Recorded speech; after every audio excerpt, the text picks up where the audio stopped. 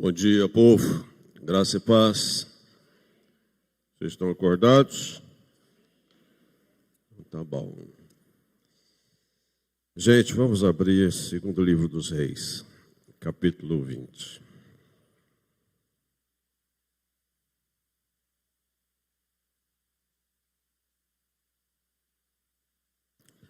Segundo livro dos Reis, capítulo 20.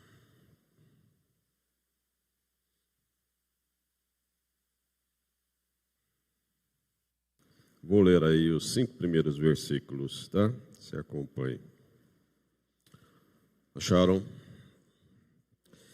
Naqueles dias, Ezequias adoeceu de uma enfermidade mortal. Veio ter com ele o profeta Isaías, filho de Amós. Ele disse: assim diz o Senhor, ponha em ordem a tua casa, porque morrerás e não viverás. Então virou Ezequias o rosto para a parede e orou ao Senhor, dizendo: lembra-te, Senhor, peço-te, de que andei diante de ti com fidelidade, com inteireza de coração, e fiz o que era reto aos teus olhos. E chorou muitíssimo. Antes que Isaías tivesse saído da parte central da cidade, veio a ele a palavra do Senhor, dizendo: volta e dize a Ezequias, príncipe do meu povo, assim diz o Senhor, o Deus de Davi, teu pai: ouvi a tua oração e vi as tuas lágrimas. Eis que eu te curarei. Ao terceiro dia subirás à casa do Senhor. Amém. Sinais da graça na vida do rei Ezequias. Sinais são marcas, né, que apontam o caminho. Isso são sinais.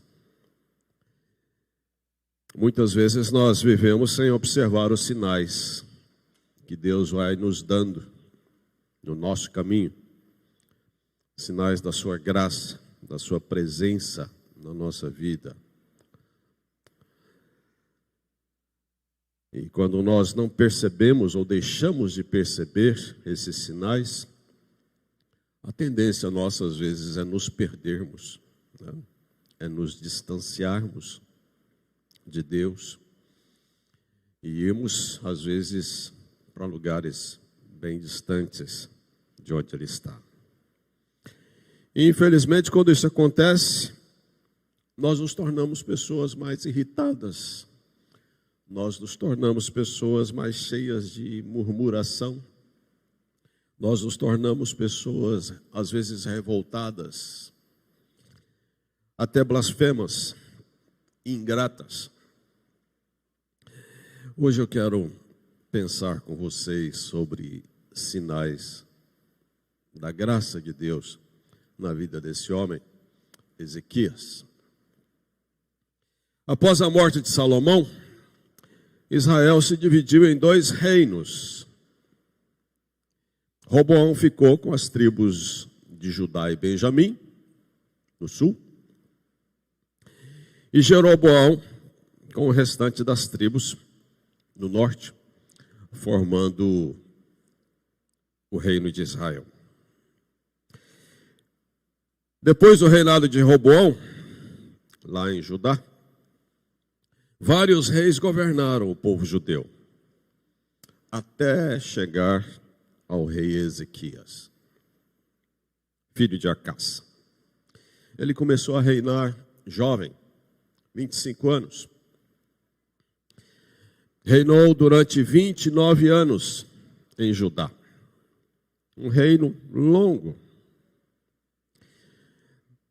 A Escritura registra em 1º livro dos Reis, capítulo 12, que Ezequias foi um rei bom, uma raridade, né, em Judá. A grande maioria dos reis de Judá foram péssimos reis. Ezequias não. Ezequias foi um bom rei. Nesse tempo, servia a Deus em Judá o profeta Isaías. O reinado de Ezequias foi um período de alívio no ministério de Isaías. Isaías teve um ministério muito duro, muito difícil, né? Os 3 reis antes do rei Ezequias foram terríveis. E as mensagens que Isaías levava a estes eram mensagens de juízo, mensagens duras, pesadas. No reinado de Ezequias, Isaías teve um período de alívio. Foi um tempo tranquilo, bom para o profeta Isaías. Mas Ezequias recebe uma palavra dura da parte de Deus através do profeta Isaías. A mensagem dada por Deus a Isaías a levar a este era uma mensagem difícil, não só de entregá-la, mas difícil de absorvê-la. Porque a mensagem que Deus dá por boca do profeta ao rei é: põe em ordem a tua casa, porque morrerás e não viverás. Ponto. Uma mensagem dura. Dura para se entregar e dura para receber. Mais dura para receber.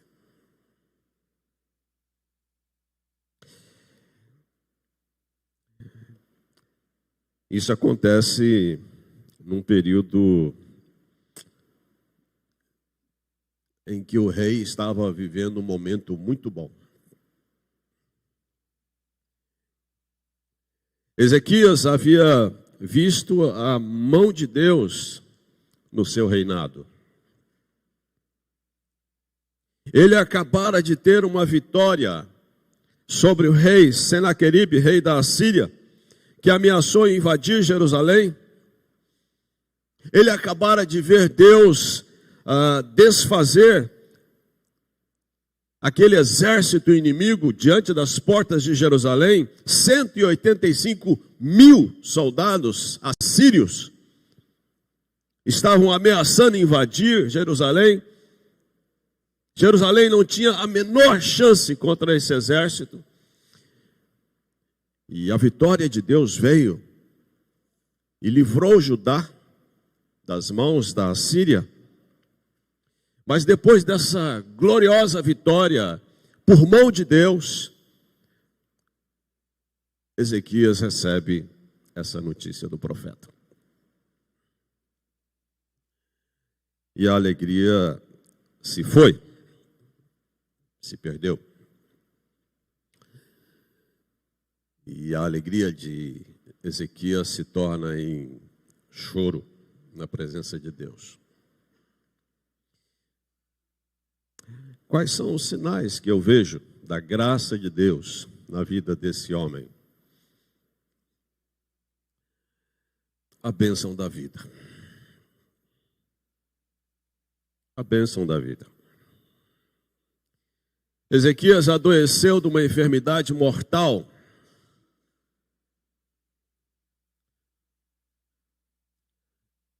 Que bênção é viver. A vida é um favor divino. Você pode se achar autossuficiente, você pode se achar poderoso, mas quando você adoece, você sente falta.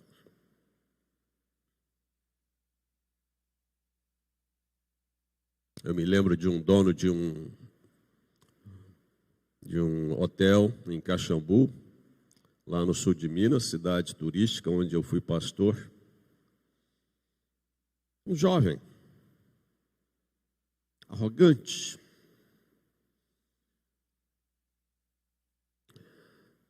Algumas vezes tentei abordá-lo com o evangelho, ele sempre foi frio, seco. Mas um dia ele recebeu uma notícia difícil. Você está com câncer. e é agressivo. E não demorou muito, chegou o pedido de oração por ele na nossa igreja, através de algum irmão. E então eu soube. E como eu conhecia, eu fui atrás, eu fui lá, fui visitá-lo. Que diferença. A arrogância se desfez. Fragilizado. A vida é um dom de Deus. O fato de você estar vivo é dom. É graça de Deus. É favor divino. A bênção na vida. O profeta diz ao rei: põe em ordem a tua casa, porque morrerás e não viverás. Infelizmente, muitos só valorizam a sua vida quando confrontados com a morte. Ezequias, quando se deparou com a morte, ele desejou viver. Quando visito pessoas doentes, acamadas, eu sempre digo a elas que além de tomar remédios, elas podem fazer duas coisas: pensar na vida e orar a Deus. A maioria das vezes que eu vou a um hospital e visito um enfermo, eu digo isso a ele: estando aqui, você pode fazer mais duas coisas, além de tomar soro, remédio.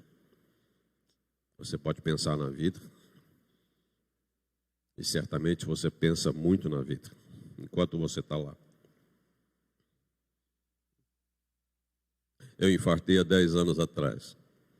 Fiquei 3 dias na UTI, sóbrio. Gente morrendo aqui, gente morrendo ali, gente morrendo ali. 24 horas aquele pip, pip, pip, aquela maquininha na cabeça. Aí uma enfermeira ficou sabendo que eu era pastor, aí foi pedir conselho para mim na UTI.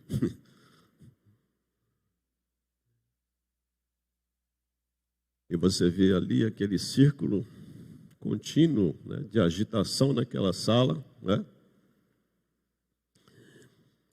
E eu pensei muito na vida. E muita coisa ruim passa na sua mente. Muita coisa negativa passa na sua mente quando você começa a pensar na vida. Mas além de pensar na vida, você pode orar a Deus. Sigmund Freud, pai da psicanálise, era um judeu, ateu. Ele dizia que a crença em Deus subsiste devido ao desejo de um pai protetor e da imortalidade, ou como um ópio contra a miséria e o sofrimento da existência humana. Mesmo Freud experimentou o desejo da imortalidade, de não morrer. Aos 67 anos, desenvolveu uma crise depressiva diante de um câncer bucal e da progressão de uma grave pneumonia em seu neto. Quem nos diz isso é Augusto Cury, no livro dele, Os Segredos do Pai Nosso. A vida é uma bênção de Deus. Atos 19, 25, Paulo diz: Ele, Deus, mesmo é quem a todos dá a vida, respiração e tudo mais. Reconheça o valor da sua vida. Reconheça o valor da sua vida. Agradeça a Deus por sua vida. E enquanto você tem tempo, põe em ordem a tua vida. Põe suas emoções em ordem. Busque. Mas com certeza a primeira coisa que você precisa colocar em ordem é a sua vida com Deus. É a sua vida com Deus. Você precisa desenvolver e aprender a se relacionar com Deus. Põe em ordem a tua vida com Deus. Se você precisa se arrepender de algo diante de Deus, se arrependa. Se você precisa se envolver mais com Deus, se envolva.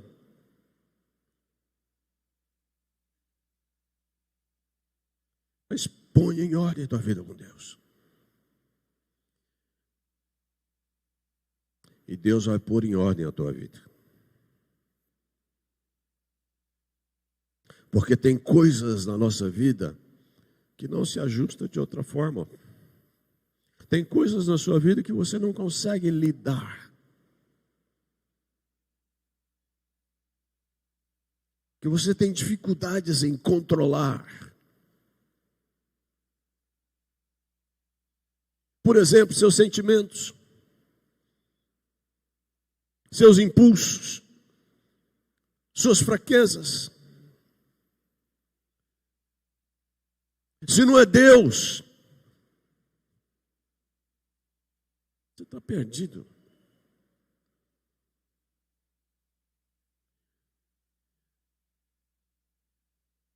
Você precisa de Deus. E às vezes você precisa clamar a Deus. Às vezes você precisa chorar diante de Deus.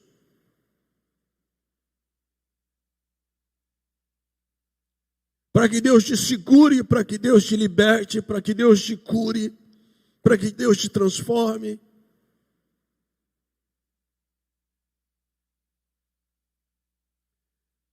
Para que algo aconteça, no sentido de que você se organize.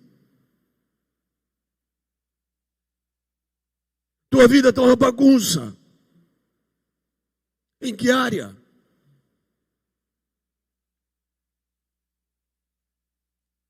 Tua vida está uma bagunça financeiramente. Ah, ok.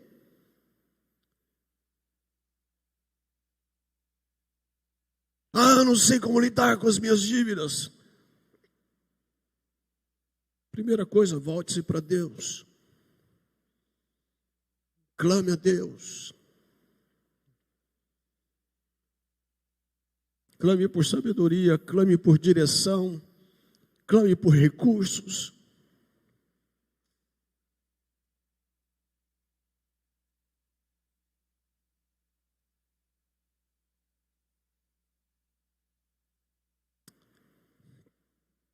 Organize-se.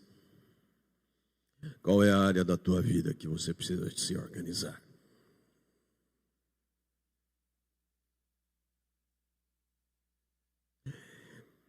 Isaías diz: põe em ordem a tua vida, porque morrerás e não viverás. Eu e você não sabemos quando vamos partir. Sabemos que um dia partiremos. Comece a organizar a tua vida.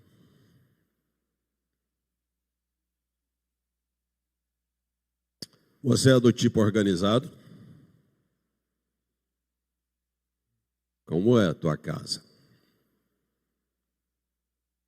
Como é as tuas gavetas? São organizadas? Como são os seus documentos? Na tua casa você tem uma pasta só para os teus documentos?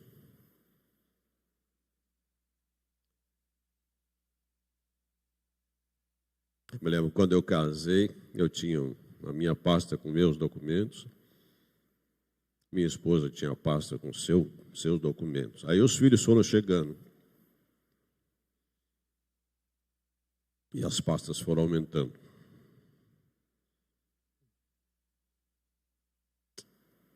E no dia que cada um foi saindo, eu peguei a pasta dele. Tome, agora é responsabilidade sua. Cuide dessa pasta. Seus documentos estão todos aí. Não é você é organizado. Ou você vai vivendo, né? Zeca Pagodinho, deixa a vida me levar. Vai, deixa a vida te levar para você ver onde você vai. Se organize. A vida é uma bênção. Mas não é porque a vida é uma bênção que você precisa ou deve viver de qualquer jeito. Você é responsável em cuidar dela. Naquilo que é possível a você cuidar. A bênção da vida. O segundo sinal da graça que eu vejo na vida de Ezequias é a bênção da oração. O rei Ezequias abre o seu coração diante de Deus e chora na presença de Deus.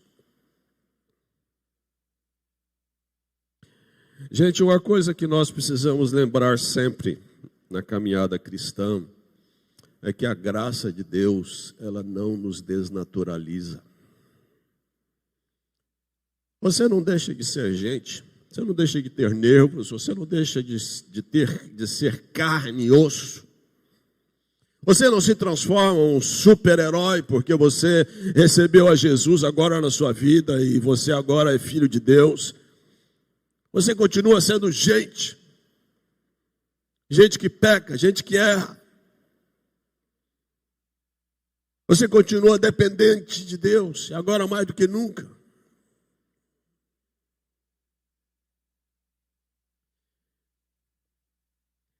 Ezequias era um homem justo, temente a Deus, mas ficou doente.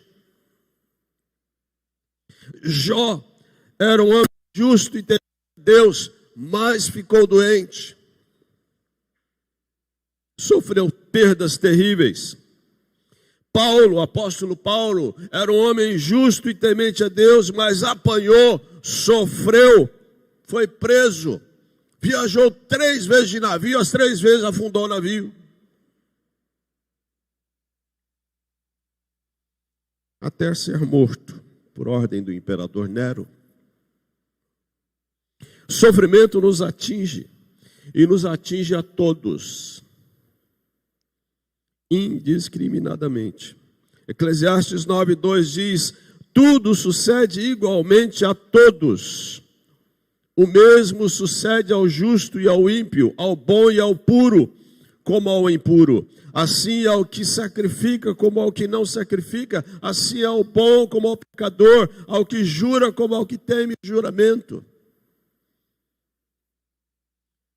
Ou seja, a fragilidade humana, ela existe. E é resultado da introdução do pecado neste mundo.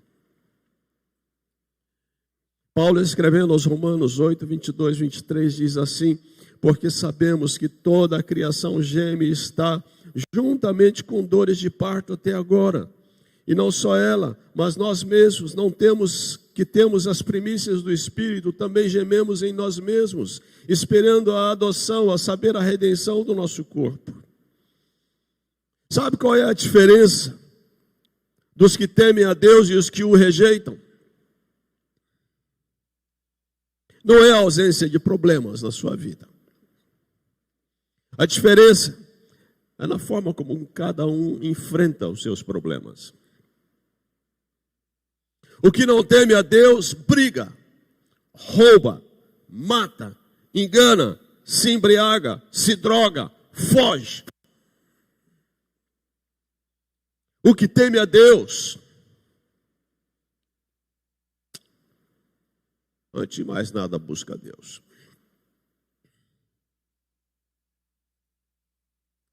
O que teme a Deus acredita na oração.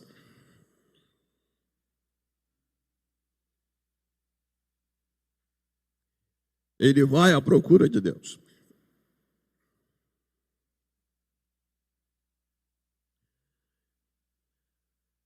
E eu vou te dizer uma coisa.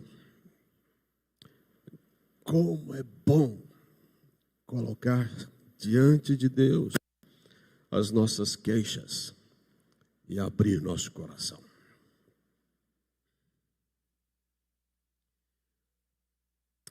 Talvez a sua oração seja totalmente diferente da oração do rei Ezequias. O rei Ezequias diz assim a Deus na sua oração: lembra-te, Senhor, peço-te de que andei diante de ti com fidelidade, com inteireza de coração, e fiz o que era reto aos teus olhos, e chorou muitíssimo. Talvez a tua oração seja totalmente o oposto.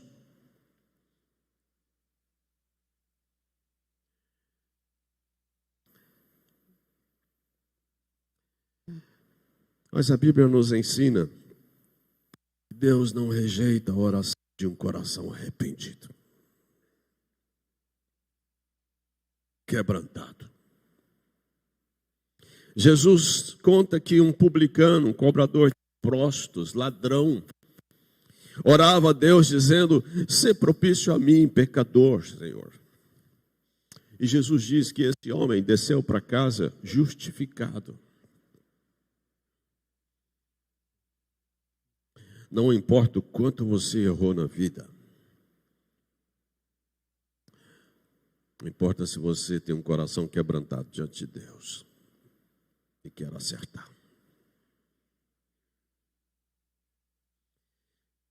A oração de Ezequias foi respondida. Deus ouviu sua oração, Deus viu as suas lágrimas e deu a ele uma segunda oportunidade. 15 anos de vida a mais.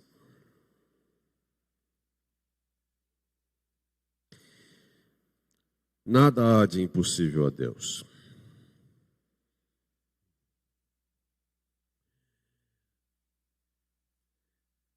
Ele pode transformar, sim, a nossa vida,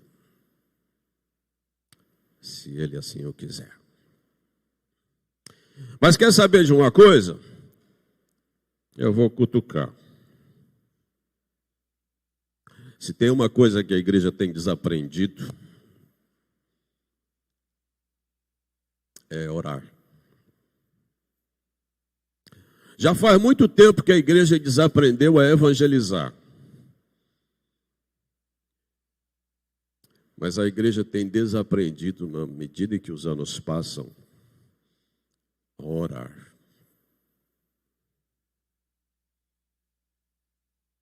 Frequentemente eu escuto, frequentemente eu prego sobre a importância da oração,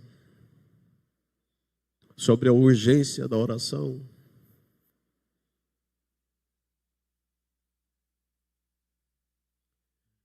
Mas as reuniões de oração nas igrejas estão cada vez mais fracas. Cada vez oramos menos.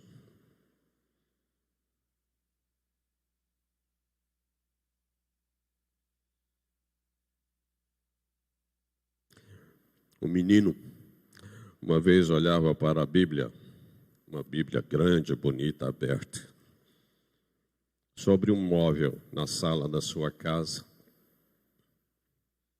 Dessas Bíblias que geralmente alguns colocam lá como enfeite, aberto no Salmo 91 para espantar não sei o quê. E o menino olhou aquela Bíblia, frequentemente olhava aquela Bíblia aberta ali, e ele perguntou: mãe, que livro é esse? E a mãe disse: é a Bíblia, filho, é a palavra de Deus.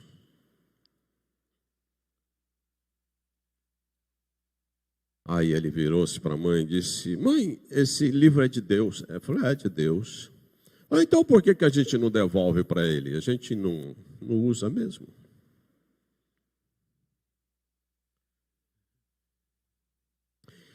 E eu estava pensando, para que reunião de oração?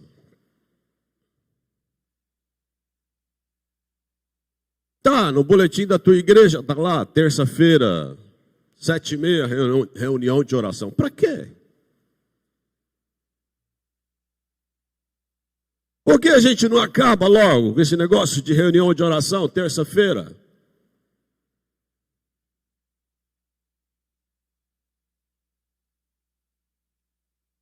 Por que a gente não acaba logo?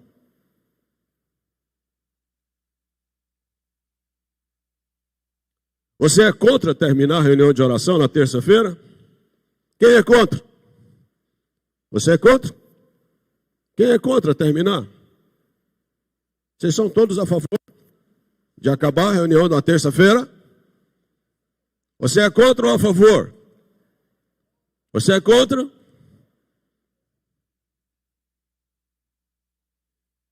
Por que é que você não vem na terça-feira?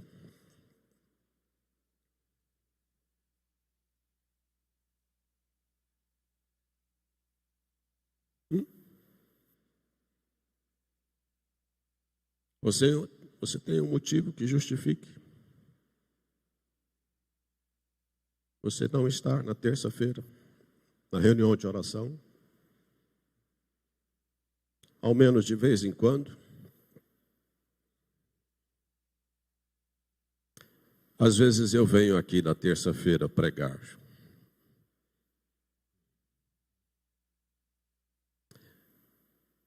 Já me deu vontade de chorar.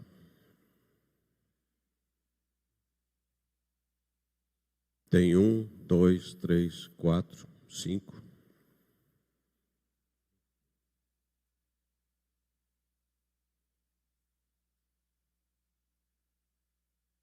E eu não estou desconsiderando o fato de que você estuda à noite, de que você trabalha até tarde. Eu estou falando para você que tem condições de estar aqui e não está. E a reunião de oração da sua igreja está morrendo. Porque no dia em que esses 3, 4, 5, 6 deixarem de vir,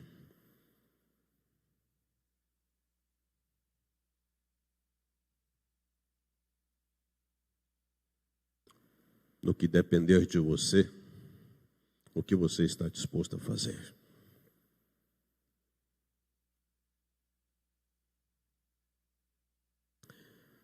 Nós precisamos orar.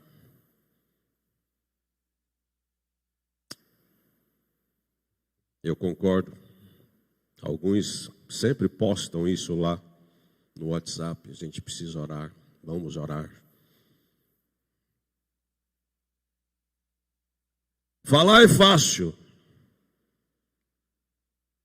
A gente tem que fazer. A gente tem que fazer.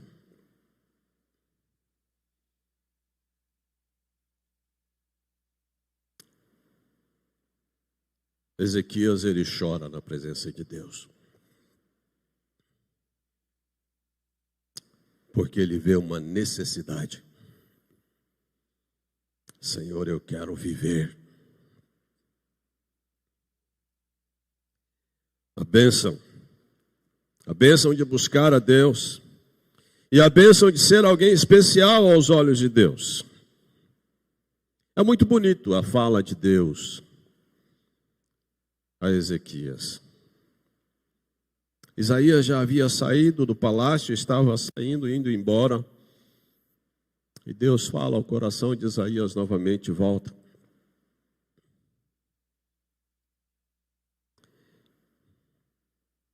E diga a Ezequias: príncipe do meu povo. Assim diz o Senhor, o Deus de Davi teu pai. Ouvi a tua oração e vi as tuas lágrimas, eis que eu te curarei. Ao terceiro dia subirás à casa do Senhor. Deus diz a Isaías para voltar ao rei Ezequias e lembrá-lo de que ele era príncipe do seu povo. Vez por outra, precisamos sermos lembrados de quem somos aos olhos de Deus. É verdade. É verdade.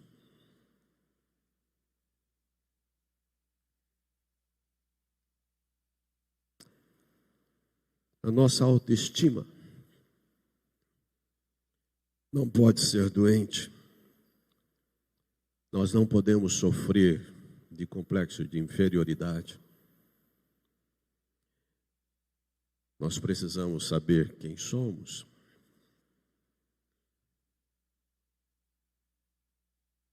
Fazem 7 anos que nós chegamos em Sergipe. dia 1º de abril, 7 anos atrás, nós descíamos no aeroporto daqui para morar em Sergipe. 7 anos. Passou rápido. Passou muito rápido. Quando eu cheguei em Sergipe, eu estava numa depressão profunda.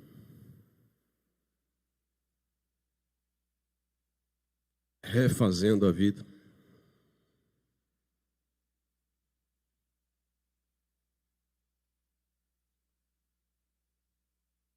O coração sangrava ainda, muitas feridas.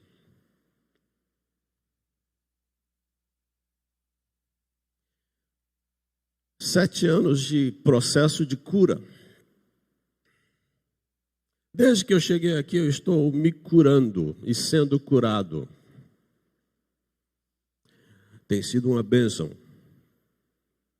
estar entre vocês. Tem sido uma bênção estar na Barra dos Coqueiros e agora na Manancial.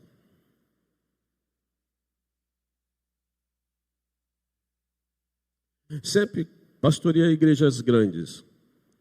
Estar numa igreja pequena tem sido uma bênção. A bem da verdade era o que eu queria.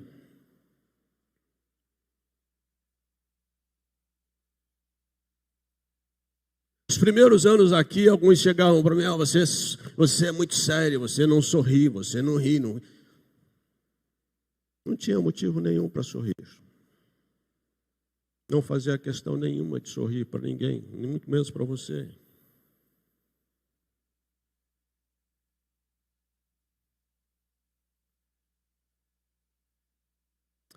Mas Deus sabia do que eu carregava aqui. Um dia, almoçando com o pastor Neemias e Jô na casa deles, o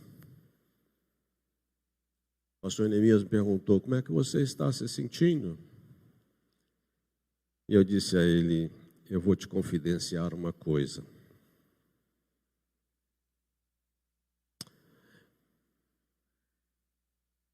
Existe algo morto aqui dentro. E eu não consigo lidar com esse sentimento de morte aqui dentro. É mais forte que eu.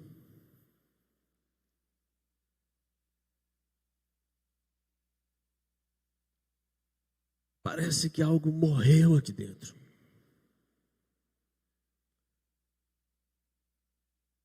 Aí ele disse, isso vai passar, filho.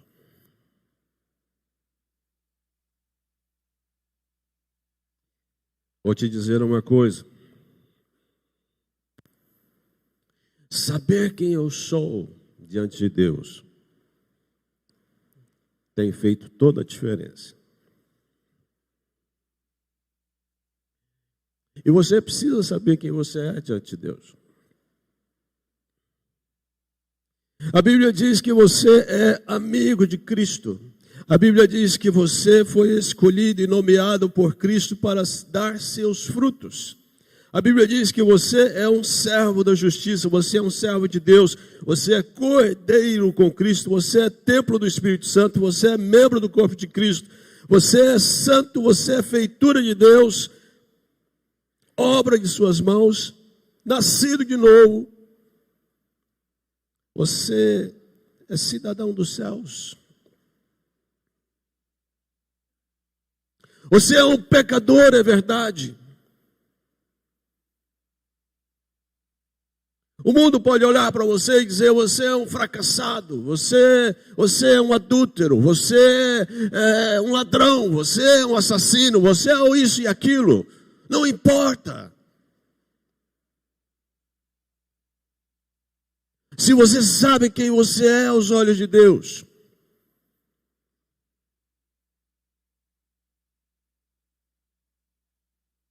Se você sabe que a graça de Deus te alcançou. É isso que importa. E eu vou te dizer uma coisa para acabar. 7 anos depois, eu me sinto muito bem. e aquele sentimento ruim de morte passou. Glória a Deus! Glória a Deus! Glória a Deus!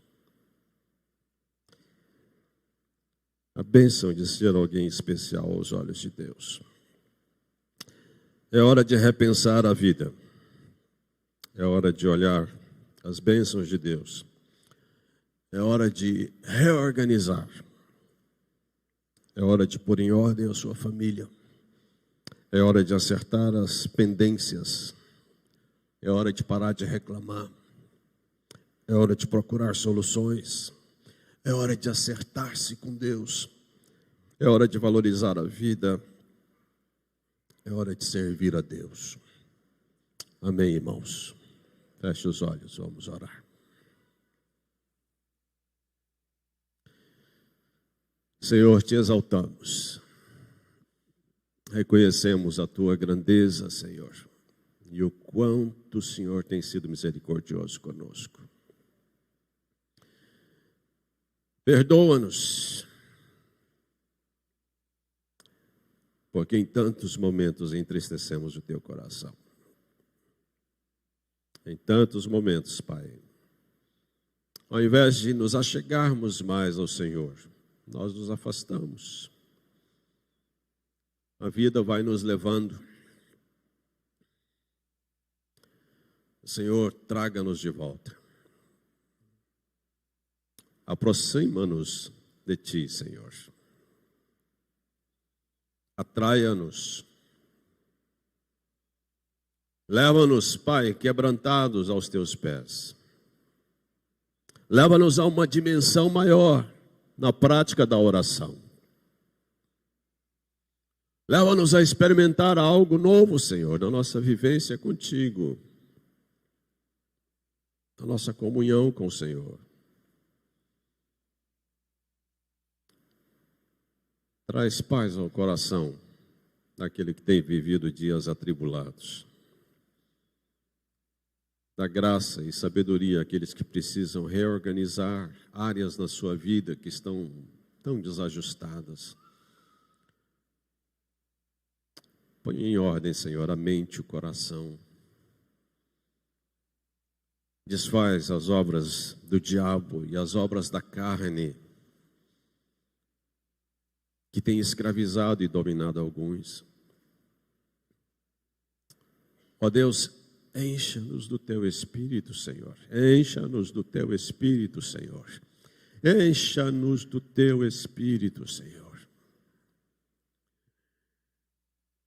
Faz a nossa igreja tornar-se dia a dia uma igreja forte. Não pelos eventos que realiza, mas por estar na Tua presença. Em nome de Jesus. Amém. Amém. Deus abençoe.